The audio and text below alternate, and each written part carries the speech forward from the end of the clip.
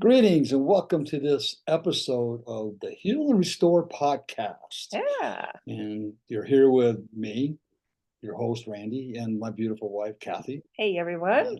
I gotta tell her she's beautiful every day. If I don't, then she throws something at me. No, she no. does, and she does. Words of affirmation. Words of That makes the marriage stronger. Hey, you excited about this episode? I am super excited. We have special guests joining us that we love and honor and grateful to have done ministry with them. We have Pastor Carlos and Pastor Kathy joining us. And today we are in a new month of May. And so we're going to get back onto some marriage topics. Yeah. And this topic that we're going to talk about today is marriage matters. Marriage does matter, Yes. but nurturing healthy bonds. And Pastor Carlos and Pastor Kathy have had a lot, like a lot of us. We have all had experiences. So first of all, I just want to thank you guys for being with us and joining us, and welcome. Thank you. It's an honor and a privilege to be with you guys again. It feels like we've never left each other. Yeah.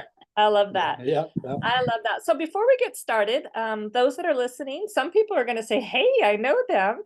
Other people are not going to know who you are. So why don't you share with us a little bit about yourselves? How long have you been married? How many children do you have? Ages, things like that. It's always great for people to connect to the persons that are speaking. Yeah, absolutely.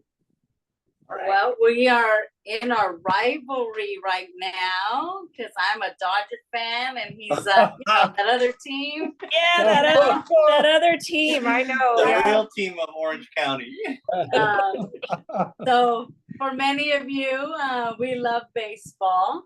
Mm-hmm. And we are now entering our 23rd year of marriage. Awesome. That's awesome. And we have a 14-year-old son, and we had prayed for a child, and I say a child because that's all I wanted. And that's what God gave you. I gave it to you. And that's what he gave us. Yes. We came upon it, and she said she wanted one, and I said 6, and then we had a little back and forth discussion, and so I agreed to 1. So thank gosh. there's the first step in marriage: compromise. Good communication. Yes. Yeah. Right? Yes, you're right. Love that. So you guys, I love a little bit about the story. So remind me, and those that are listening, Pastor Carlos, were you in the Navy when you guys first met, or was that prior? Tell a little bit about that little story. I love that. So we actually met as kids. We were probably 11 years old when we met. We met on a baseball field, of all places, the Little League baseball field, where my dad was running the league. And so I would be there every day, and Kathy was playing, and I was playing at a different city or a different town down the way, but we would always meet at this one baseball field in Thermal, California. And so that's where it is. Our friendship grew from there. My best friend was there. Her best friend was also her cousin was there. So the 4 of us were always around each other every summer. Wow. So Awesome. we knew each other all through high school when I left for high school. And so we just knew each other then as friends. And then I joined the Navy and took off down that way. And we still were friends. We were still pen pals at the time. And then Yes, I wrote to him letters. yes, Like real letters. Real letters. real letters, but she still has. I still have too. Oh, I love that. Yes.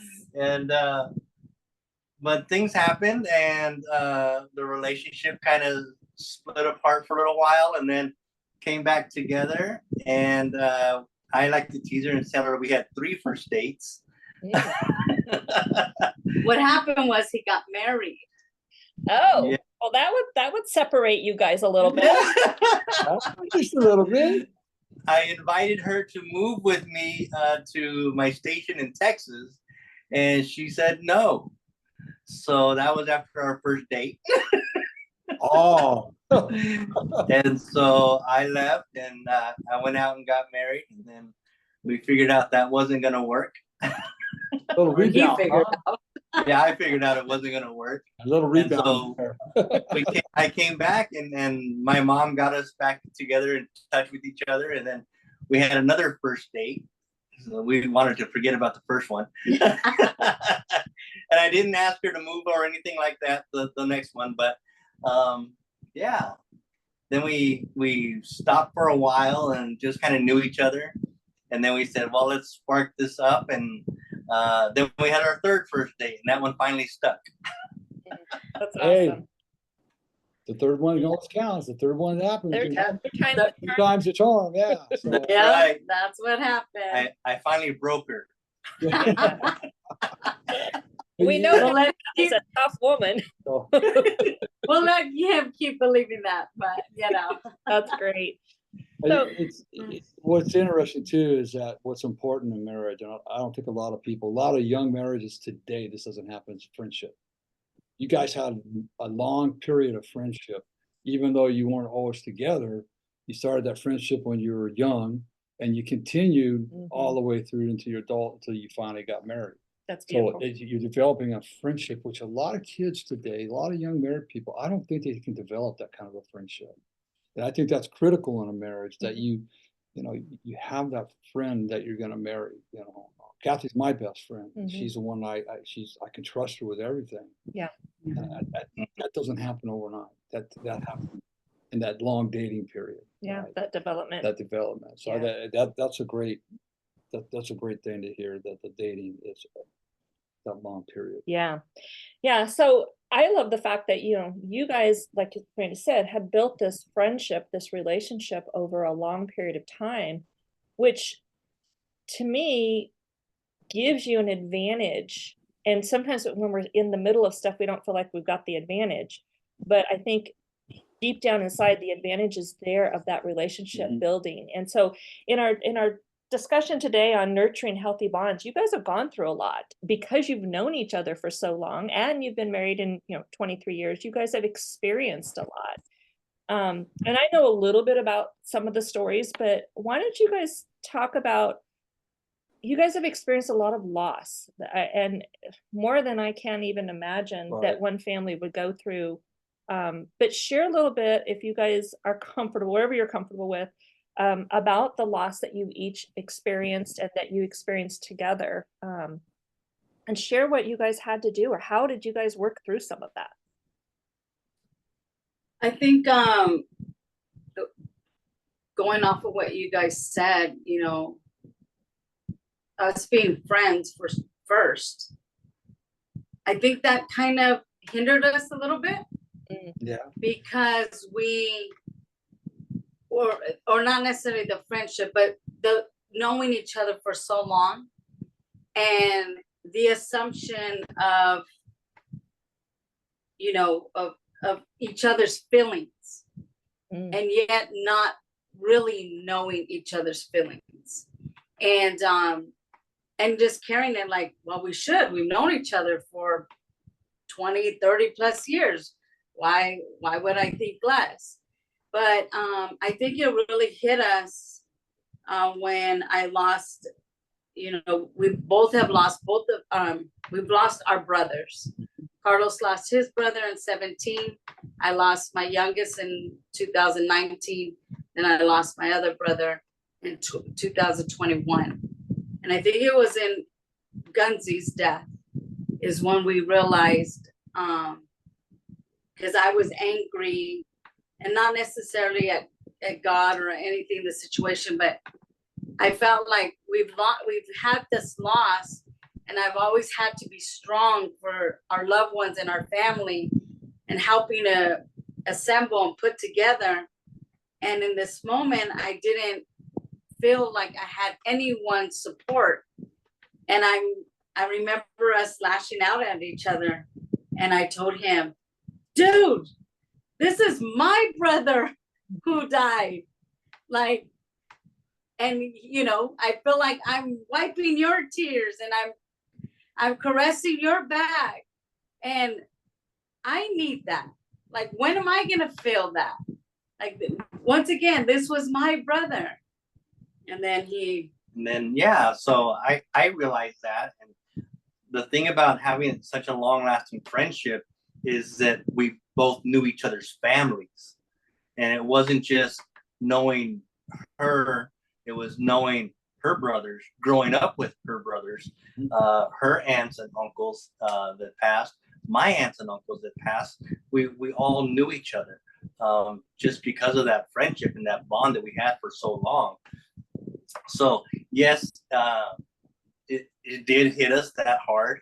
And, you know, I had to take a moment to realize, yes, it is her brother that we're mourning, but we're both mourning a bit differently. So, you know, I took the reins, and after that, and I totally understood where she was coming from. And, you know, I helped assist with getting everything taken care of and making sure she was okay and the family was okay. And then it wasn't until after the service that I finally broke down and I said, Kathy, he was my brother too. You know, because I had known him since we were, you know, children. Yeah. And, you know, he went to school with my sister, and so they were close. And so because of that, I was close to him as well. And then even after we got married, there was a strong bond there. And I think she realized that as well, that we both mourn differently for the same person, but we had to realize what the relationship each of us had with each of those people. Mm-hmm. So like if an aunt passed away, we knew who she was, but depending on whose side it was different but the same. Mm. And then our uncles, and then when our brothers passed, it was the same thing. Knowing that they had a close blood bond, but then also realizing afterwards, hey, you know, my spouse had a tight relationship with that person as well. Yeah. You know, that's really interesting, because one of the things Kathy and I learned in grief class years ago is that when it comes to the feelings, is that, you know, a lot of funerals, you hear this, oh, I'm so sad, you know, sorry for what's happened, but, you know, I know exactly how you feel. Well, no, we don't, because Carlos, you hit it, the relationship, right? You both were mourning the brother, right? Yeah, it was her brother, so it was a little more intimate, let's say that, right? But then when it come down to you were mourning him too, but in a different way, right? So it all depends on the relationship that each person has with the person that's passed away. Mm-hmm. Because, you know, well, you know, I don't know how you feel. No, you don't, because you don't know the relationship I have with my father or my brother. So how can you tell me you know how I feel? You haven't walked in my shoes. Right. It's a thing that we have to learn to do, and you know, they're in a better place. All those things that we think people want to hear, is sometimes it's just a matter of, like you say, Kathy, I want my back scratched, I want a hug, right? Sometimes it's just sitting there and being an ear mm-hmm. for that person, just to let them just go, just right. to talk about it however they want to talk, because everybody mourns differently, like you said, mm-hmm. and everybody's mourning can last a month or it can last several years. You know, it's up to the individual. So yeah, I think one of the things that you guys mentioned in your topics is that, you know, death can bring separation or unity in your marriage. Yes. And I don't think people realize that can happen. And so when I read that, I'm like, gosh, yes, that is so true.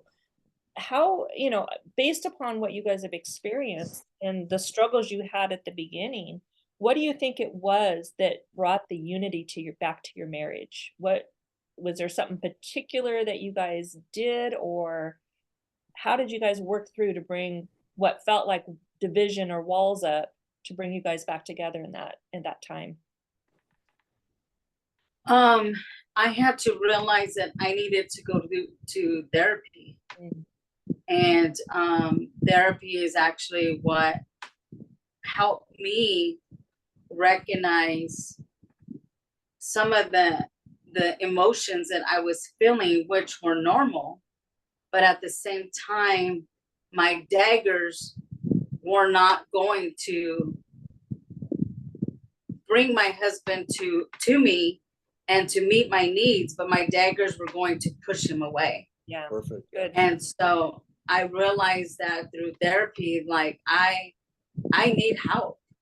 I don't want to live this way.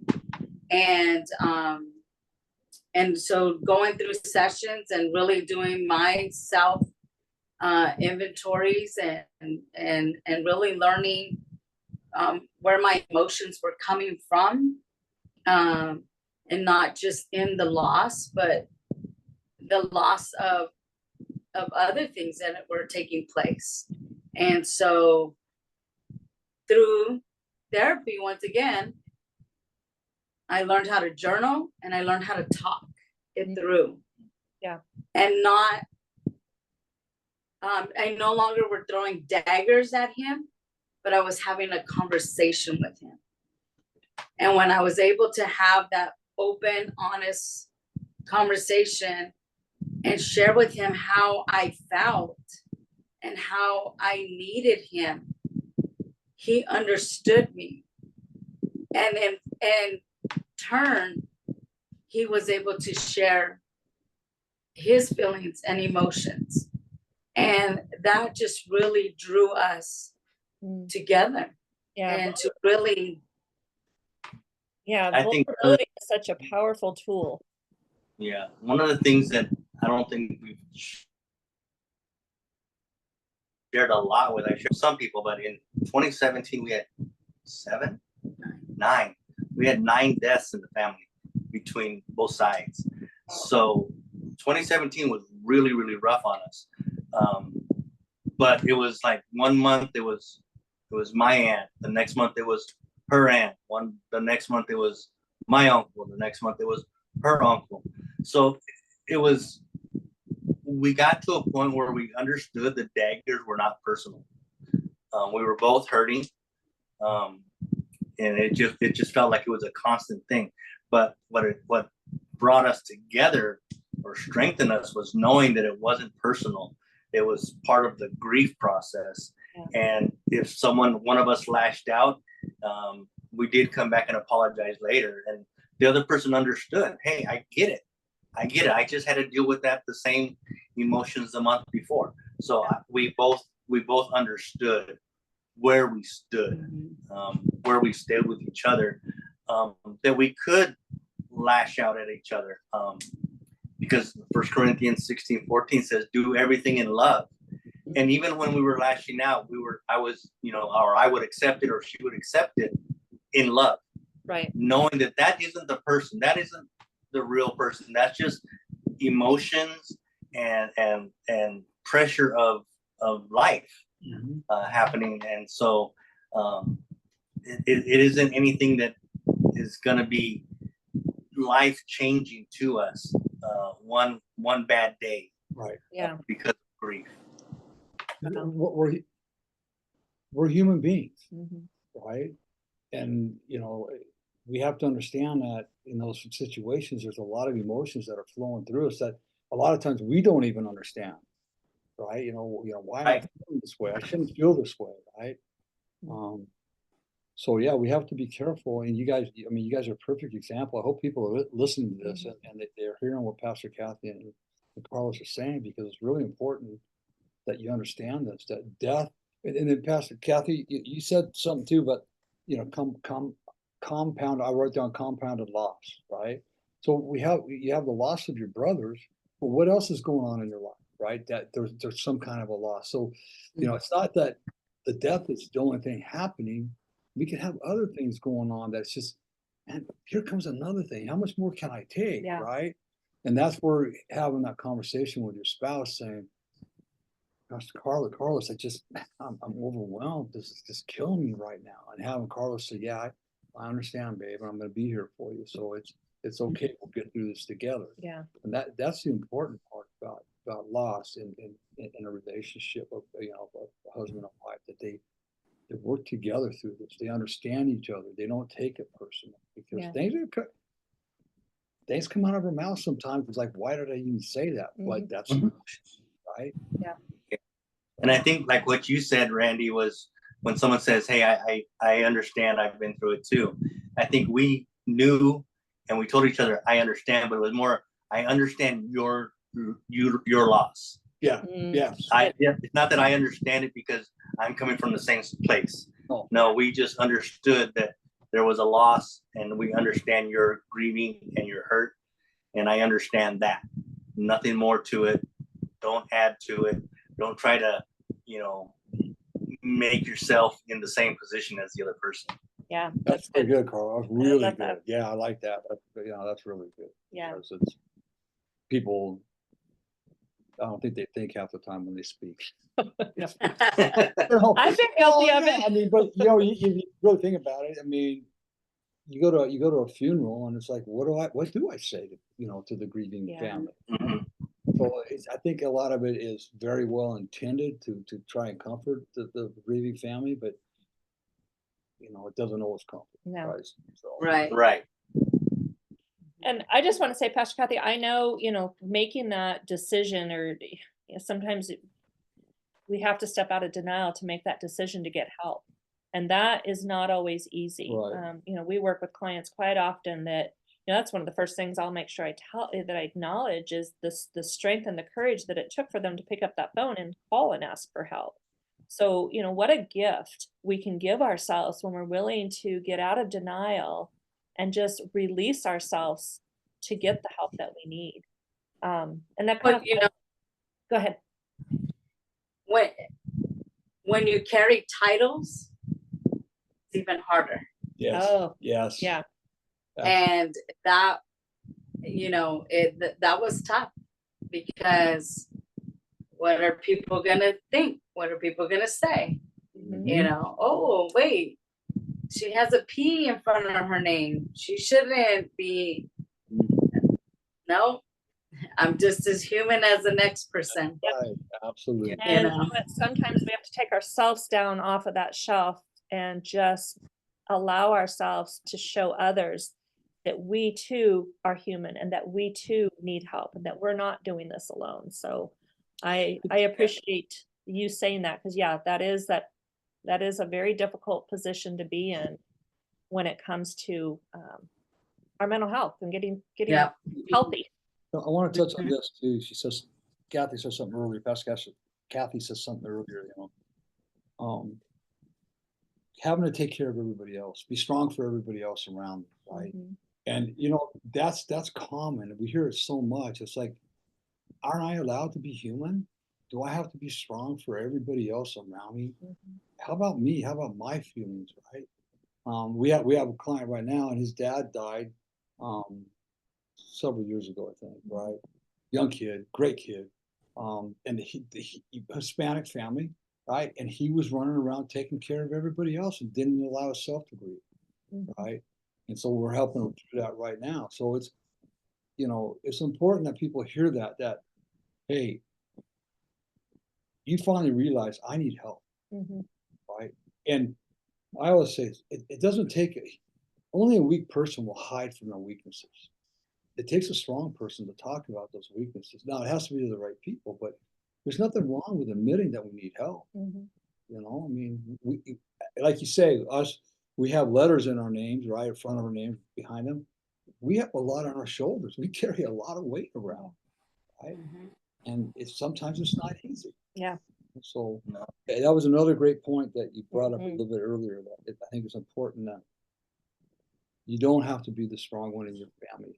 You're okay to show your weakness. You're okay to cry or sob or whatever you have to do. Mhm. I think one of the things too, before we move on to the next area, that I think is really important is that knowing what our needs are. Yes. Sometimes we don't know what it is. And sometimes, even in the experiences that you have been through with so much loss, we almost are just like robots going through the motions because in general, we don't know what our needs are. So add to that the compounded loss that you guys experienced. It was probably hard to even decipher what did you need from each other, let alone yourself. So I think that's one thing I know that therapy does. It opens us up to explore what those needs might look like. And that's where that vulnerability comes in, and you're able to express to Carlos, hey, I'm feeling like crap today. I just want to crawl in bed and stay there, and being able to say that without having any feeling that he's going to wonder, okay, what's wrong now? What's going on? Is there something else, something more? So getting those needs figuring out what those needs are is a big challenge, but therapy helps on that as well. Yeah. It sure does. I think one of the things being that we're both the oldest children, you know, a lot more was placed on us as well to be strong and handle services and whatnot. But we always knew that we can go to the bedroom and go ahead and expose the weaknesses that we had and the hurt that we were having. And yeah, there were times where we were both just numb. Yeah.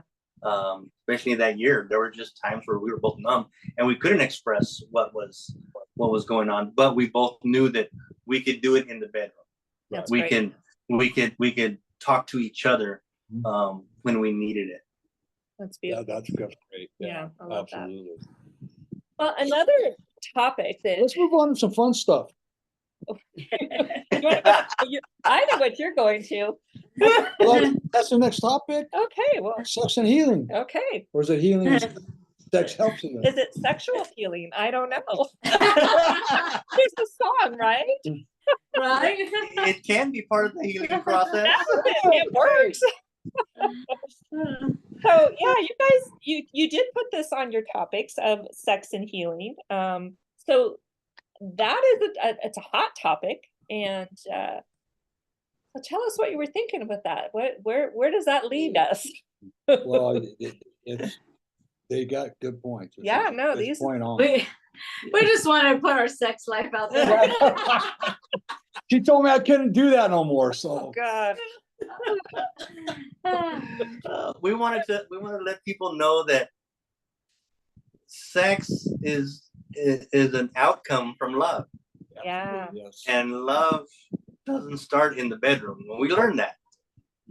We learned that, especially, you know, after 23 years, we've learned that, you know, being romantic doesn't have to mean being in the bedroom all the time, which is great. That's the But yeah, byproduct. so, and it's learning the other person. For example, Kathy never liked flowers, and every payday I would always send a bouquet of flowers to her, and she would always tell me, they just die. There's a waste of money. So I learned not to be hurt by that, and so I would start sending her pictures of flowers. Which I got one today. and it was just a way of being able to express our love for each other Yeah. in a way that the other person accepted it. Yeah. You know. But here's to that. I didn't like to receive flowers because I saw money dying. And that's what I was looking at. And they would, I'm telling you, 2 to 3 days, they would be gone. I mean, they just could not stand a chance with me. But I have learned, and that since I've gone through my healing process, is that I do like a fresh bouquet of flowers. And just recently I had a birthday and my niece bought me some roses, and they lasted 3 weeks, not 3 days. And I was so excited. I would check on them, put the little whatever powder stuff in it. And then I would look and I'm like, oh my God, they're still standing straight. And in that moment, God, you know, the Holy Spirit quickened me and said, it's because you know how to love now. Mm-hmm. Wow. You didn't know how to receive love before. Right. Yeah. And when I started loving myself and appreciating when love was my husband's act of service given to me by buying me flowers every other payday, I didn't accept it then. It was because I wasn't accepting of myself. Yeah. But now it's different, you know, and so healing brings that. And even the fact of, you know, like he said, it doesn't start sex is not only in the bedroom, or our love for each other is not only in the bedroom, but it's throughout our day, texting each other, sending each other, I love yous, and telling each other how we appreciate one another. Planning our dinner meal. Okay, who's getting home? Okay, guess what? I left to work. Rice is done. All right, when I get home, I'll finish grilling. That's love making. Believe it or not, it's love making. Absolutely. We're setting ourselves up for that bedroom, and it's gonna be even greater when we go to bed, that nice piece of steak. So we've come to learn that, or at least I have, because I've come to learn to love myself. And by loving myself, I'm able to love my husband in a greater way. And knowing that, if I could be transparent, there was a time when we could be in the same room and then we go to bed, or we could be in the same room and not have any conversation. And then go to the bedroom and then he wants to be touchy-feely. And I'd be like, excuse me, I just been sitting with you for an hour and you haven't said one word to me. But now you want to touch me? No, I'm not a piece of meat. I'm sorry. So roll yourself over. I'll see you tomorrow. And that's the truth. Oh, I get it. Yeah. I get it. That's good. No, that's so true. Yeah, you want to feel loved, Right. Before hitting the bedroom. I wrote down, feeling loved allows you to show love with passion and affection to one another. So you've got to let your spouse feel the love before the love making can happen. Yeah. It starts when you wake up in the morning.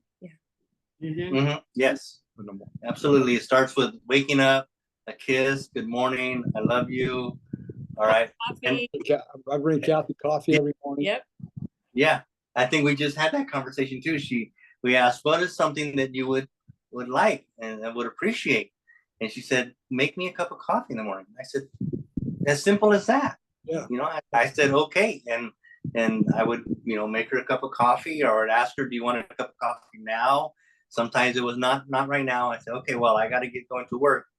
It's ready for you. Stuff like that. Yeah. Yeah. I think people, they misinterpret what intimacy truly is. Yeah. And what you guys are sharing right now, that is true intimacy. And intimacy is what leads to the things that go on inside the bedroom. Right. And it's those small little acts of kindness, the gestures, the kind words, the giving and receiving of small tokens of your appreciation. There's just so much that leads to a healthy bedroom. Well, Pastor Carlos said it perfect. You need to feel love in order to make love. Right? Yeah. Otherwise, it's just raw sex. I mean, when we're young and just you don't know any different yet. I mean, that's right. It is. Somewhere along the line, that turns into not so much fun anymore for either person, right? Right. So yeah, I mean, it is. It starts in the morning. It starts. I mean, I all day long I'll pat Kathy's butt.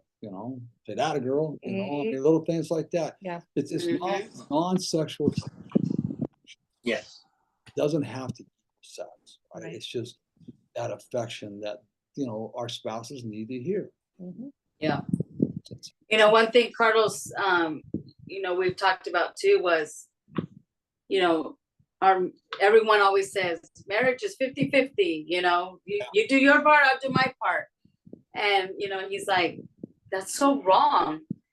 It's 100% on each side, because if you're only doing 50% of the, what you're supposed to, and your other 50% is whatever else, now when it really comes to showing that love and affection to your spouse, you're so exhausted, or you've lost interest, or there's no, true care or love that's being given out, and so, we definitely, when we speak to people that, we say, no, it's not 50-50. You're all in. you know? 100 plus 100 equals 100. Right, Mhm. right, exactly, right, Yeah, and it's that's like, beautiful. and there's days that, you know, we don't feel like giving 100, so maybe we're giving 100% of what we can that day, which isn't up to par for who we are, but that's, that a lot of times that's when Kathy will come in and give, maybe I'm only giving 50% of my 100, right, just hypothetically speaking, Kathy will step up just a little bit, right? Mhm. Right. Yep. Right. And that's exactly it. If the other person's feeling down, or something has them bothered, or they're just not there at the moment, if you're at 100%, then you can help that person, Right. get them back to 100%, whatever the case may be, whether it's talking over coffee, whether it's doing the dishes, whether it's just being an ear. Yeah. Like you said before, if you're at 100% and they're not, then they can come to you, and vice versa. If I'm not feeling it that day, then I can go to her, because her 100 is going to bring us back up together. If I'm at 50% and she comes to me, I'm already drained. Right. I'm already only halfway there. How am I supposed to pour into her if I need to be poured into? Right. Yeah, that's so The- good. One thing Kathy and I, she read this somewhere, saw it somewhere, that we encourage everybody to do, and we do it ourselves, is we make each other first. Yeah. Right, we make the other person first, because when you do that, you're always first. Even the person making the other person, you know, if I'm making Kathy first, I'm still first, and she, you know, but Because it's you're getting the best you version get of each the other. best version of each other, Yeah. you know. No, that's so good. So good.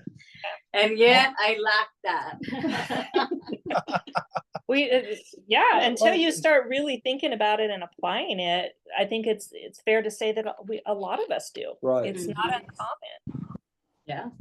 You know, something, when Kathy and I, we first sit down with couples, I'm always going to bring up Ephesians 5:21 through 25, right? Those scriptures. But my main one is 25, because I think this is where a lot of men have things backwards. I want to bring this up. I know you guys don't, we don't, but Ephesians 5:25 says, husbands, love your wife as Christ loved the church, and Christ died for the church. Mhm. Those instructions, right? Mhm. They're right there. And it's like, what are we dying to daily? What do I got to die to on a daily basis so that Kathy feels love, and we'll refer back to 22, you know, submits to be as under Christ. If I'm not putting Kathy first, if I'm not treating her, loving her as Christ loved her, if I'm not making the sacrifices I need to make as a husband, not codependent sacrifices, but legitimate sacrifices, why would she act any, why would she want to love you? Why would she want to be submissive? It's that submit word is misquoted a lot. It's not what it is. Right. So, I mean, I think that's really important for husbands, is that we have to realize that our wives are a gift from God, right? I mean, that's exactly who they are, and we need to. Right. And as apprentices to Christ, our job is to listen, understand what it is to be Christ-like, and then actually do it.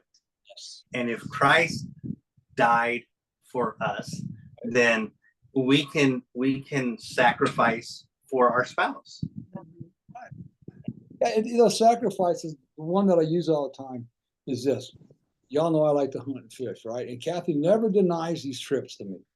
We talk about them, but she says, "Yeah, go ahead. I want you to go. I want you to go." And so I use this as an example. You know, let's just say I have a hunting trip coming up, and I've been waiting for this hunting trip for a long time. And Kathy comes home from having coffee with some friends, and she goes, "Hey, so and so and her husband and this other couple, they're all going up to Big Bear this weekend, and they want us to come. It's going to be a blast. We're going to do this and do that, all these different things." And I look at her and go, "Kathy, that's opening weekend for there's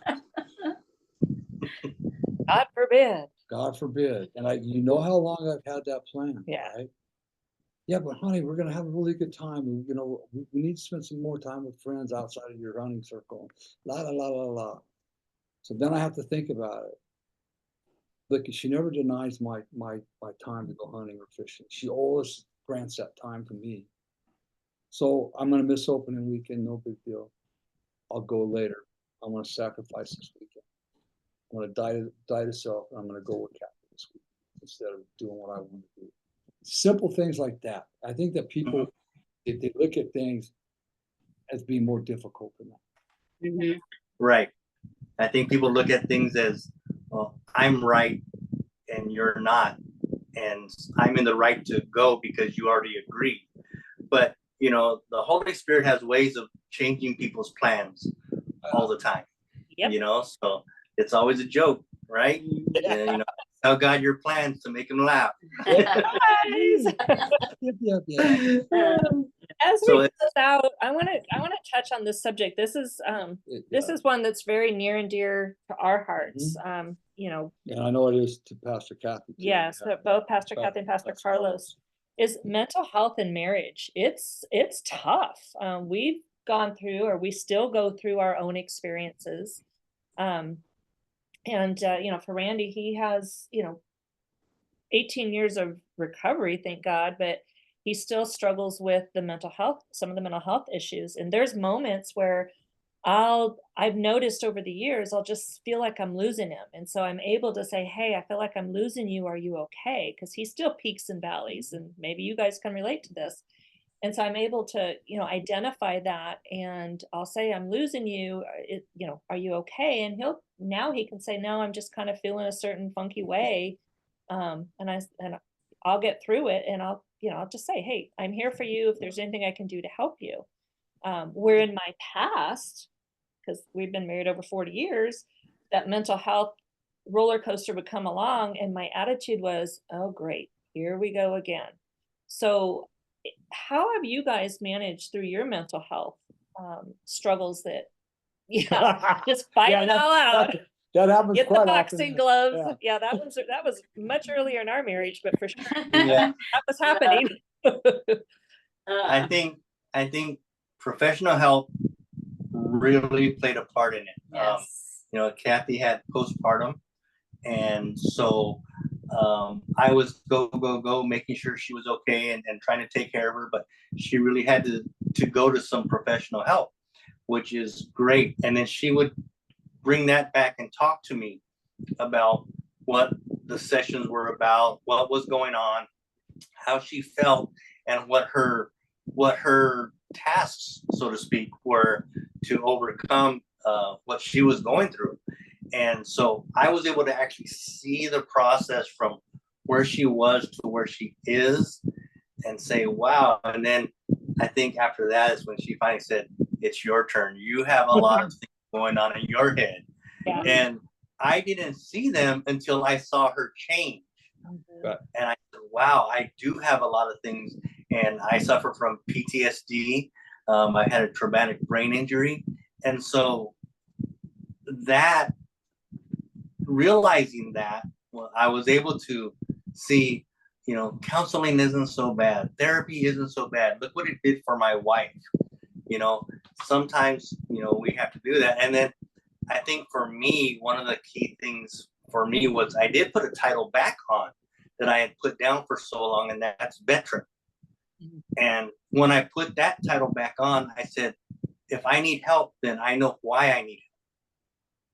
And so I went to the VA, and and every time I went, they would always ask, do you know, they would have a questionnaire, and they would say, hey, would you like some help? Would you like some mental health? And at first I was no, until I saw what therapy did.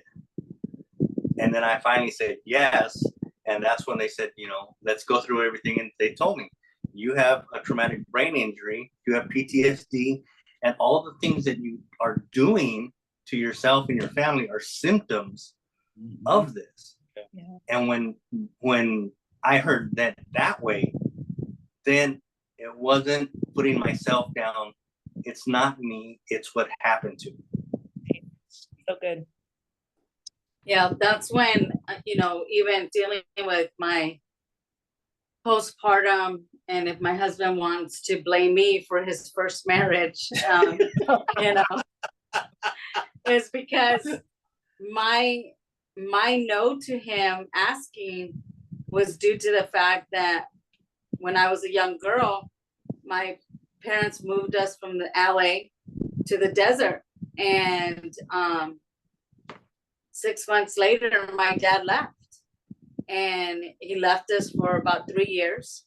And so for me, being the oldest, and I just felt like I have to take charge. I got to do what I got to do and protect. So here comes, Carlos and says, hey, they're stationing. I'm going to get stationed in Texas. Why don't you come with me? I'm like, we're not even married. Well, then let's go get married. Let's go. And I was like, no. And I remember bringing that up in my therapy session. And my therapist, she said, so Kathy, why do you think you said no, like instantly? And I said, well, because I didn't want to go and be left there because he would most likely get deployed. She goes, listen to what you just said. And I was like, oh, because I had been left before. A man had taken me and then left me. And now this man wants to take me. And I know he's going to end up leaving me, but not because he has, being in the service. So I immediately put my wall and left into it and said, nope, I ain't doing this. It's been good. Thanks for dinner. And let's go on our merry way, And that's the truth. I mean, that's how hard I was, And once again, I going through the therapy sessions and just learning about myself, and why I was so hard and rigid was due to how positions I put myself in, really, and I just had to learn how to bring those walls down. And there's been moments when I have felt like I'm about ready to pull them back up, and I tell him, I said, I'm feeling a certain way, and I just want to, I feel myself slipping, I'll tell him. And I don't want to go back to that old Kathy. I don't like her. Now that I got to see who she was and those things that she did, yet out of her control, I don't like her, and I don't want to ever be her again. And so when I feel myself slipping that way, we talk about it. Well, he'll ask me, why are you feeling like that? Well, I feel this, and that. Okay. Well, then let's work through it. Let's talk it out. And so we've been able to do that. So I've been able to, postpartum, once again, as I said earlier, I had a title, and that title refrained, I kept myself from getting help, because at that time I was a children's pastor when I had my son. So I'm like, here I help all these families with their kids, and yet I can't even, hold and cuddle my own, or I don't even know what to do with him, and it was the unfortunate. And but yeah, I'm so grateful for God, and I will give credit where credit is due. And I'm thankful for Pastor Lisette. She came to me and she told me, Kathy, we as your pastors, we can only do so much. And it's time for you. I think it's time for you to, seek help. And of course I was bitter and like, what do you mean help? I'm good, but you myself. But once I did, it took 4 therapists for me to finally be comfortable with the one that actually helped me walk through. And I'm forever grateful for that time, that moment, and I remember telling my therapist too, like, hey, should I bring my husband? And she would be like, no, he's, this is all about you. And I'm like, yeah, but he needs it too. Yeah. He wants to fix my problems She's first. like, Yeah, I'm pretty sure he does, but A bit we're of talking deflecting going on. you know, and so I was like, all right. And she told me, and I remember God telling me this one time. And and so when the therapist shared this with me, it just took me back to that moment when Carlos and I first got together. You know, he wasn't really raised in a Christian church. He was raised in a Catholic. And I remember my dad telling me, are you okay with that Carlos has been raised Catholic? Like, and I said, yeah. I said, but he knows our faith and he's, you know, willing to learn. And then I remember telling God, okay, wedding day's coming. He's still not like, you know, hasn't given his life to you. And that was one of my prayers, God, you know, and I remember God telling me, just love him. Just show him my love and it will happen. And I remember my therapist telling me, just let him see your life. It will happen. And so, you know, and here we are now, you know, it's his time. Yeah. And we're walking through it, you know, now with him. And I think the greatest thing has been that we've been able to be each other's rock when one, I think it said, when one is weak, the other one is strong. And we've been able to do that for each other. Yeah, I love that. Good. The one thing that I heard that to me really rung out too, you guys have gone through a lot, but you brought Carlos into your therapy outside of the room, but you brought it home. You explained to Carlos what was going on, what your action steps needed to be. So he wasn't left like, well, what's going on? I don't understand this, you know? Carlos, correct me if I'm wrong. I would think, and I believe that would help you to even, hey, this therapy is really working because she's telling me this is what they're talking about. She's having to come home and do these action steps, and I see her doing the action steps, and she's changing. Right. Right. Yeah. So That's exactly it. We have to bring our spouse into we're married. Yeah. They're our best friend. Our spouses is our partner, our lover, everything. Yeah. And they need to be part of everything that we go through. And what I love about that too, I'll just add to that, is that it brings accountability to self. Yeah. You know, Kathy's been able to express what she's experiencing, what she went through to Carlos. So now Carlos is aware. So it brings accountability to your action. And so you're in it together. I mean, it's just not open one door, close one door. You guys are walking through the doors together. Right. Experience the same. Yeah, that was ours too. Yeah, when she would tell me what the therapist said and what they talked about, it helped give me an understanding of who she was, you know, and that doesn't give an excuse to her actions, but it gave me an understanding of why those actions came about. Where the behaviors come from. Yep. Yeah, why that behavior happened that way, you know, because then she would tell me this, I'm like, is that why you were so hard in high school to everyone? You know, and I would say it kind of jokingly, and she would look at me and go, oh my gosh, yes.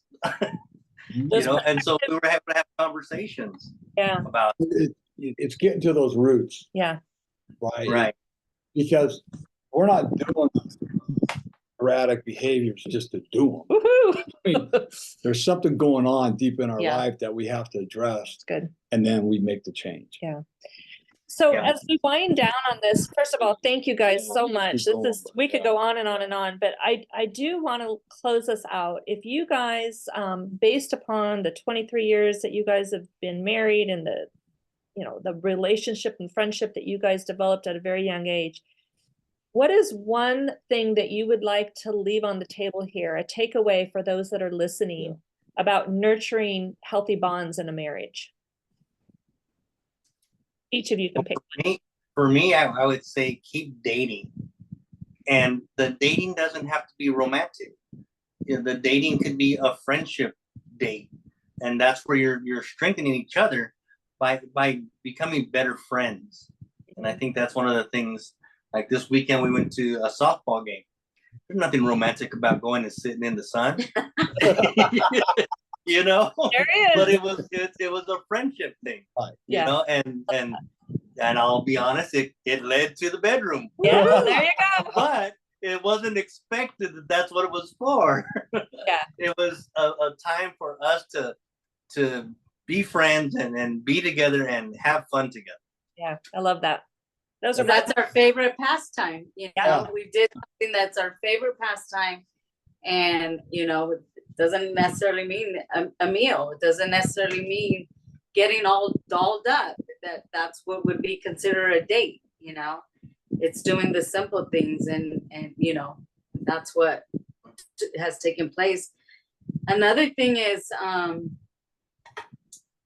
learn to love yourself so that you can truly love is definitely something that I've learned. And you know, I never have smiled as much as I have in these past couple of years, that I've really taken time to love myself and love my husband and love my son. You know, Randy, you said something earlier about putting each other first. I didn't do that. I had a conversation with God, and said, this is how my life's gonna be. You know, you and I, you know, you and I, we're good. And that's what it's gonna be. And I'm called to ministry, and you're gonna bring someone to my life, and he's gonna do ministry with me. And Lord, I want to have a child, and you're gonna bless me with the child because I'm called to ministry, and I'm gonna do these things. And as you heard, how many times did I say ministry? I put that first. Yeah. And I don't have any regrets to the relationships or the impartation that I was blessed to be able to impart into little lives and into big lives as well. But I'm thankful that, you know, as his word says, when Jesus is sharing with the parable about the lost sheep, you know, and I took heed to that when my husband is now in his mental health stage of getting help and needed me, that I was able to recognize and say, you know what, it's time for me to leave the 99 and go after this one, because this one matters, and this one is the one that God blessed me with, and this is my ministry where I need to give it all to. And so if you're talking about leaving it on the table, is leave everything else but the one that God gave you. Beautiful. That one that God. Family's our number one ministry. Yeah. It's beautiful. Yes, it is.